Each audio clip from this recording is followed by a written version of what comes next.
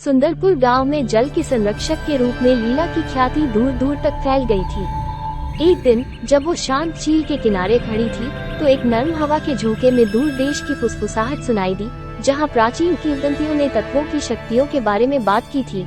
एक ऐसा स्थान जहां असाधारण शक्तियों वाले प्राणी पृथ्वी, वायु, अग्नि और के तत्वों पर महारत हासिल करने के लिए एकत्र हुए थे। पानी, जिज्ञासा और उत्साह से भरी लीला तत्वों की शक्ति की तलाश के लिए यात्रा पर निकल पड़ी। वो हरे भरे जंगलों में घूमती रही, शुष्क रेगिस्तानों को पार करती गई और विशाल महासागरों को पार करती गई। हर कदम उसे उसकी मंजिल के करीब लाता रहा। हफ्तों की यात्रा के बाद लीला धुंध से ढकी एक राजसी पर्वत श्रृंखला पर पहुंची। वहां उसकी मुलाकात हवा के संरक्षक आर्य नामक एक अलौकिक व्यक्ति से हुई।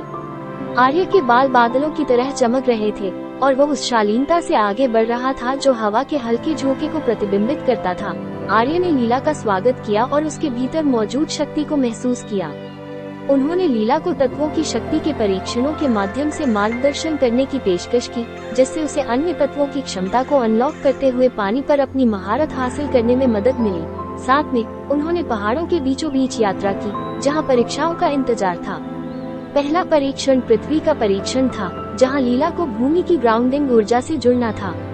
जैसे ही उसने मिट्टी को छुआ, उसके जागते ही फूल खिल उठे और उसके पैरों के नीचे की जमीन जीवन से गुलजार होने लगी। इसके बाद अग्नि परीक्षा हुई, जहां लीला को आग की एक दीवार का सामना करना पड़ा जो तीव्रता के साथ नृत्य कर रही थी। साहस और एकाग्र मन के साथ उसने अपनी शक्तियों का उपयोग किया और आग को तब तक शांत किया जब तक कि वो गर्म कोमल लपटों में परिवर्तित नहीं हो गई, जिसने अंधेरे को रोशन कर दिया।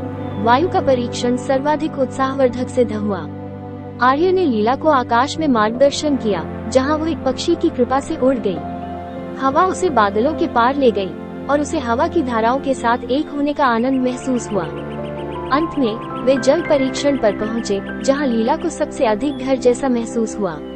उसने एक जादुई नखलिस्तान की गहराई में गोता लगाया और जीवंत समुद्री जीवों से भरी पानी के नीचे की दुनिया की खोज की। नए आत्मविश्वास के साथ उसने आसानी से पानी में हेरफेर किया, जिससे जलीय कलात्मकता का मंत्र मुग्ध कर देने वाला प्रदर्शन हुआ। परीक्षाओं पर विजय पाने के बाद लीला को पता था कि उसकी यात्रा अभी शुरू हुई थी। आगे की कहानी अगले एपिसोड में।